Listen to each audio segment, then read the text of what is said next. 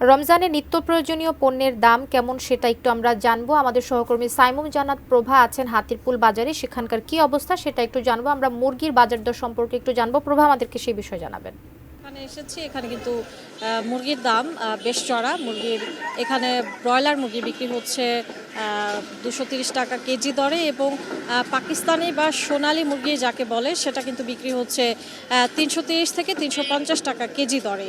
তো এখানে মুরগির যারা বিক্রেতা রয়েছেন তাদের সঙ্গে কথা বলে জানতে পেরেছি, তাদেরকে জিজ্ঞেস করেছিলাম বা জানতে চেয়েছিলাম কেন মুরগির দামটা এরকম বেড়েছে।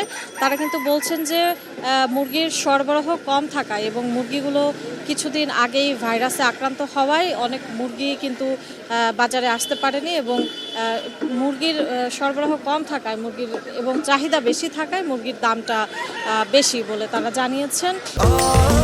স্বাস্থ্যকর অল টাইম ফ্যামিলি কেক, সব সময় অল টাইম হেলদি লাইফ। এবং মুরগির দাম বেশি হওয়াতে ক্রেতারাও বেশ তারাও এই বিষয়ে কথা বলেছেন। মুরগির দাম যে চড়া সে বিষয়টা নিয়েও তারা জানিয়েছেন আমাদেরকে।